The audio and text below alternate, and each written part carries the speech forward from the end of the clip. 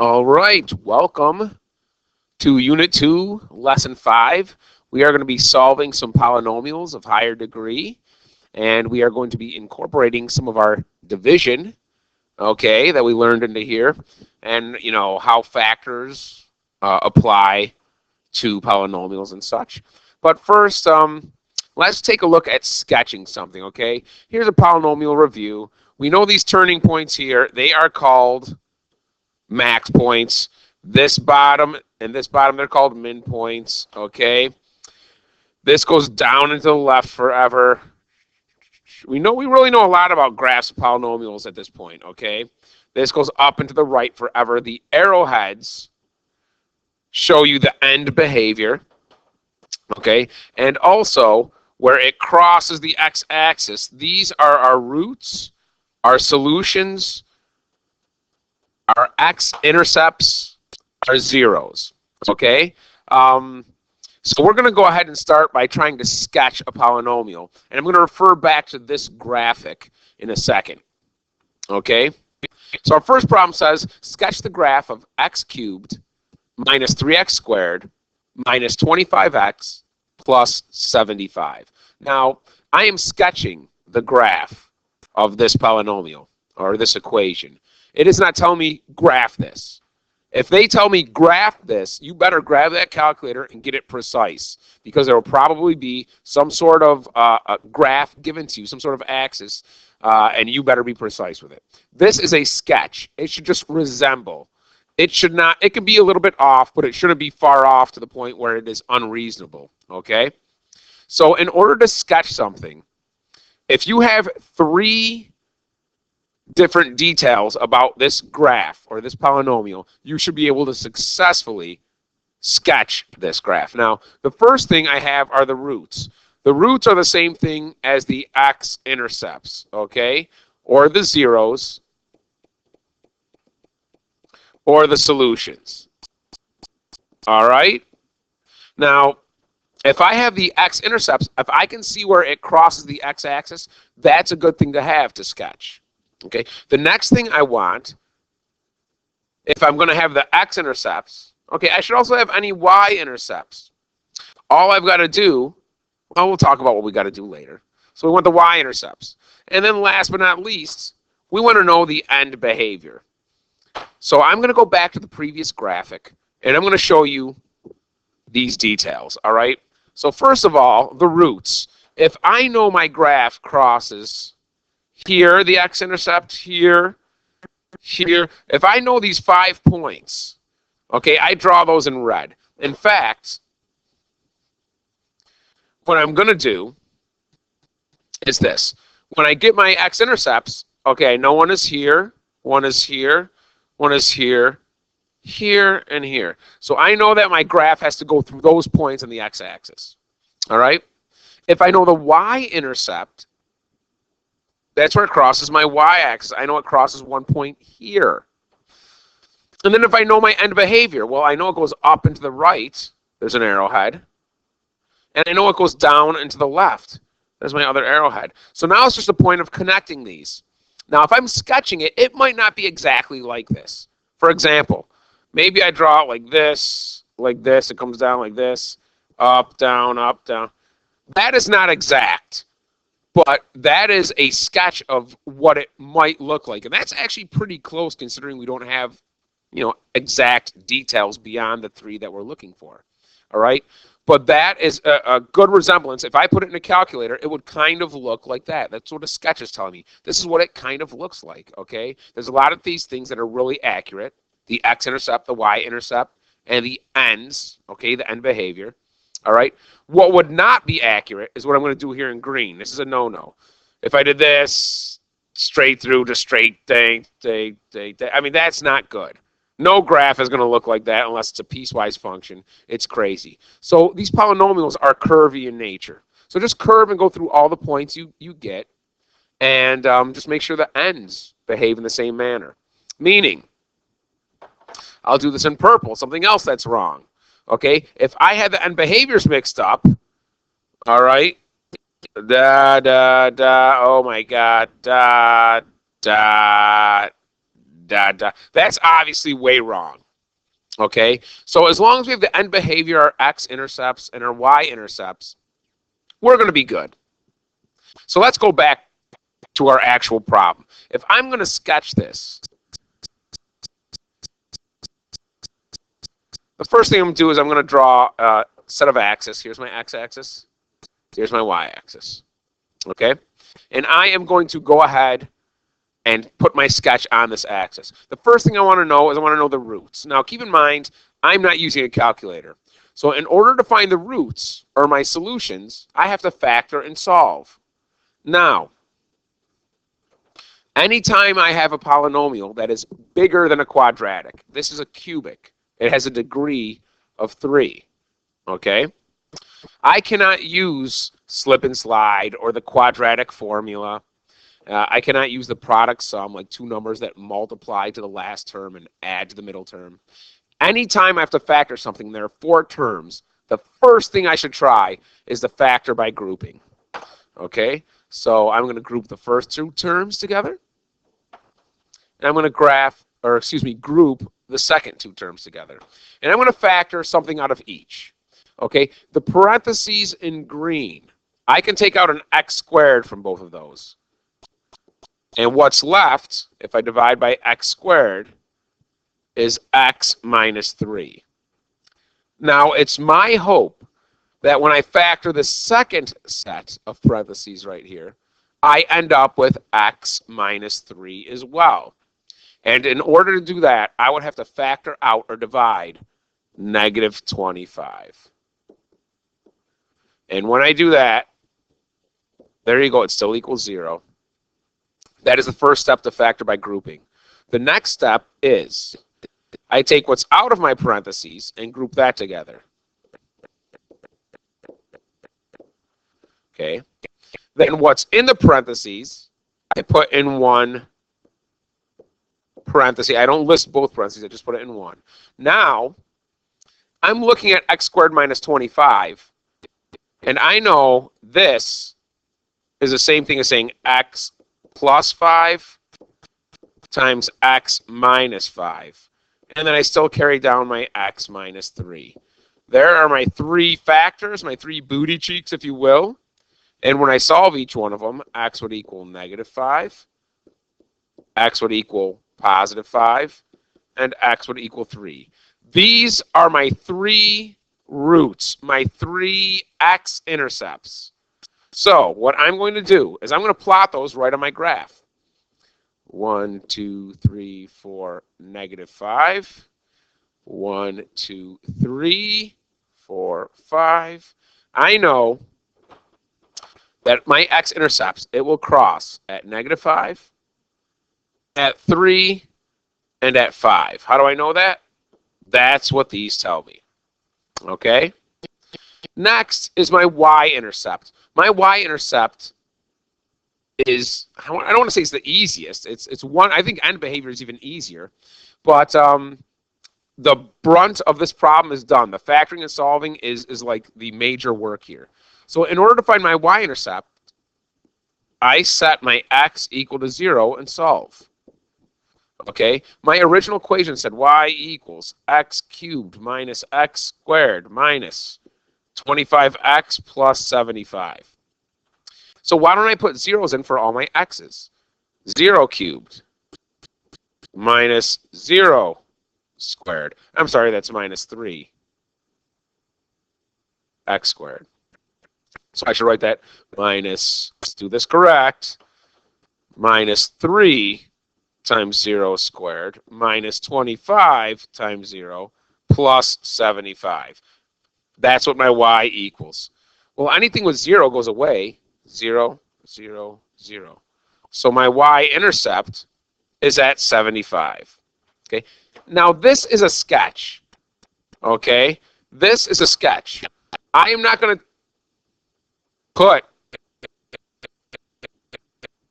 75 individual tick marks. Let's go 1, 2, 3, 4, 5, 6, 7, 8. Okay, this is 10, 20, 30, 40, 50. I'm just going to go up by tens. Okay, And 75 is exactly between 70 and 80. I hope you know that. So 75 would cross right there. All right? So I have points that I can draw my graph through, but I don't know the end behavior. Okay? Is it going up to the right, up to the left, down to the left, down to the right? I don't know until I look at my very first term. First term tells me everything. Okay? It's a positive 1x cubed. Okay? First of all, if the degree is odd, I know it's going to go either down and to the left and up and to the right, or it's going to go up and to the left and down and to the right. So how do I know which one? If my lead coefficient is positive, it's this one. If my lead coefficient is negative, it would be the one on the right. And I know I have a positive lead coefficient. I'll put LC for lead coefficient. So it should go up and to the right and down and to the left. Now, we don't have to do this, but I'm going to do this right now just so we get the practice of looking at this notation. Because it is an odd degree and it has a positive lead coefficient, as x goes to the right or to positive infinity, my y or my f of x would also go up, which is positive infinity on the y. Meaning, here's my axis. Here's my x-axis. As x goes to the right, positive infinity, y also goes up to positive infinity. As x goes to negative infinity, which is to the left, my y is going to go to negative infinity, which is down. So I'm going to go up this way, something's going to happen, and I'm going to go down this way. All right? So let's actually apply that right now. This graph, I know I'm going to go up to the right is my arrowhead, and I know I'm going to go down and to the left, arrowhead. All I got to do is go through these points here, okay? So I'm going through this point, through my y-axis, down,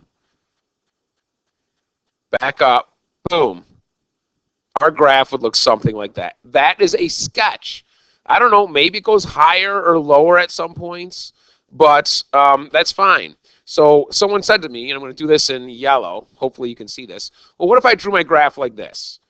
What if I had it going down, and it comes up, it kind of comes down a little bit, comes down, oop, yep, I'll be okay, comes a little bit further down, then comes up, and goes up for, that is still okay, because it would kind of look, I mean, the yellow and blue aren't exact, but they kind of look like each other. How come?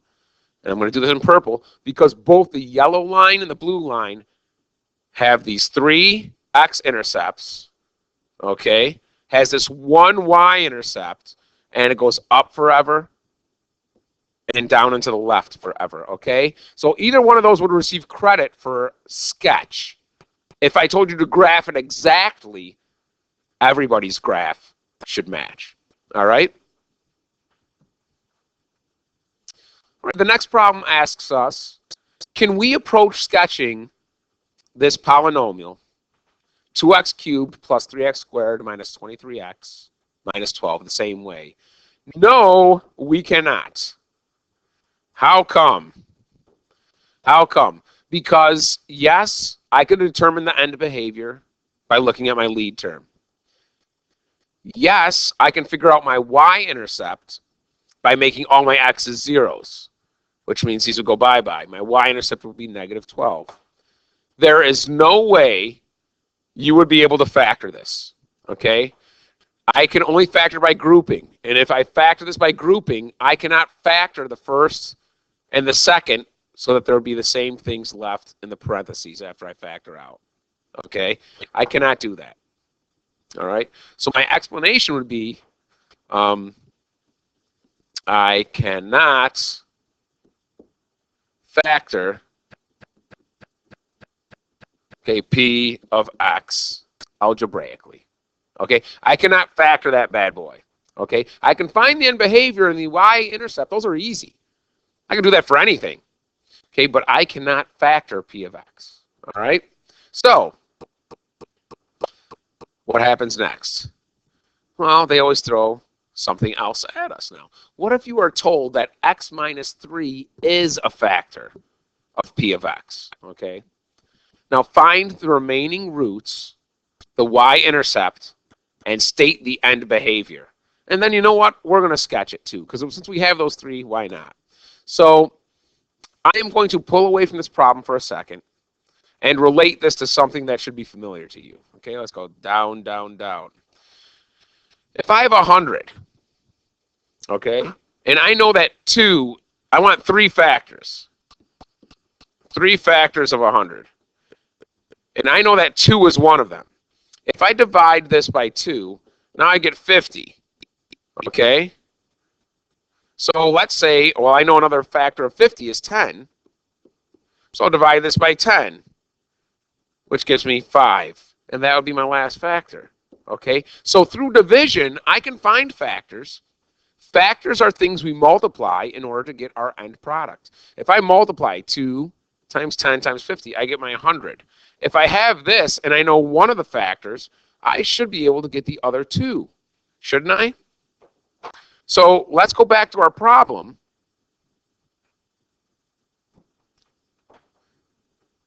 We have a factor, x minus 3, all right? So I'm going to divide my polynomial by x minus 3 and see what other factors I have. All right, it's the same rules that apply, and I'm going to use synthetic division. So if I have x minus 3, and I set that equal to 0 and solve that, x would equal 3. So that's exactly the number that I'm going to use synthetic division. And for synthetic division, let's not forget, I only want the lead coefficients and their signs. The x's go bye-bye. That's why this is such a favorite. So, first of all, before I even get started, how did I know I can use synthetic division? Because that is 1x plus or minus something. Okay, so now let me continue. I have a positive 2, I have a positive 3, I have a negative 23, and I have a negative 12. I'm going to draw a line. Bam, right there. And synthetic division always works the same way. Drop the 2. 3 times 2 is 6, and I add these. I always add the products. 3 and 6 are 9. 3 times 9 is 27, and I'm going to add that, and I get a positive 4. 3 times 4 is a positive 12, add that in 0. I should get a 0 remainder, because I already know this is a factor. It should go in evenly. So what do I have left here? I have 2x squared plus 9x's plus 4. Yep, that's a 4, not a 9. Plus 4. So that equal to 0. So can I factor this one? I can, and I'm going to use slip and slide. Again, these factoring things never go away. Slip and slide. Multiply 2 out back. So I got x squared plus 9x plus 8 equals 0. Does that factor? It sure does. X plus 8 times x plus 1 equals 0.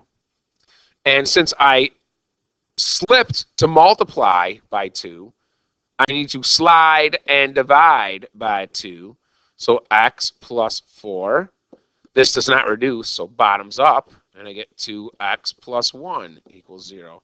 So now, these are the 2 other factors. Let us not forget, this is a factor as well. So I should have 3 factors, x minus 3, and here are my other 2. Now I just T-bone these, and those give me my zeros, roots, solutions, or x-intercepts. X equals 3, x equals negative 4, and if I have 2x plus 1 equals 0, I subtract 1, then I divide by 2. So x equals negative 1/2. These are my 3 x-intercepts. Okay? Crazy, but it works. Now, let's find the y-intercept and the end behavior. The y-intercept, which is easy. I make all my x's into zeros. Okay? So I have, to find my y, I have 2 times 0 cubed plus 3 times 0 squared minus 23 times 0 minus 12. 0, bye-bye, 0, bye-bye, 0, bye-bye. My y-intercept is negative 12. Easy. Love it. It's so easy. Now I'm going to find my end behavior. Well, my lead term is a positive 2x cubed. We just did one like this.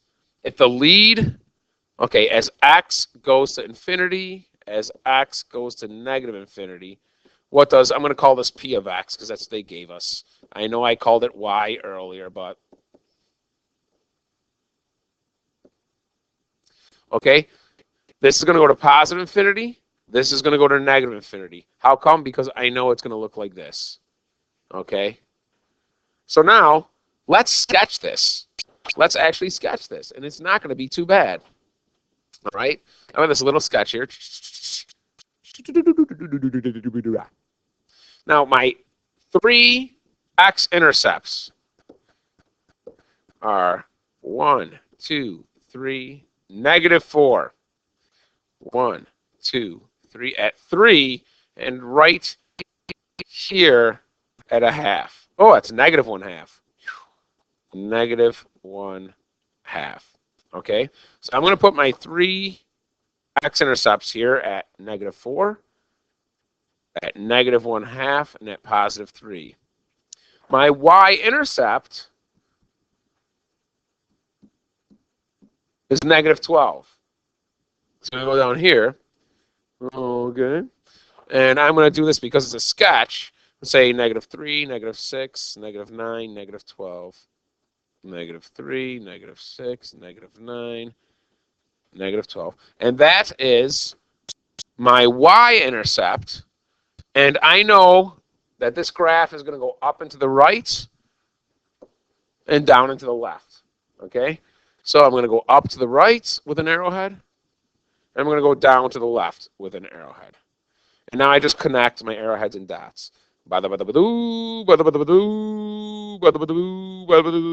that. Who knows? Okay, there you go. Great sketch. You are good at math. You know what? This might be a good time to stop. There's a lot of explanation in these first 2 problems, and now we're just going to start rolling with it on the next video. I'll see you then.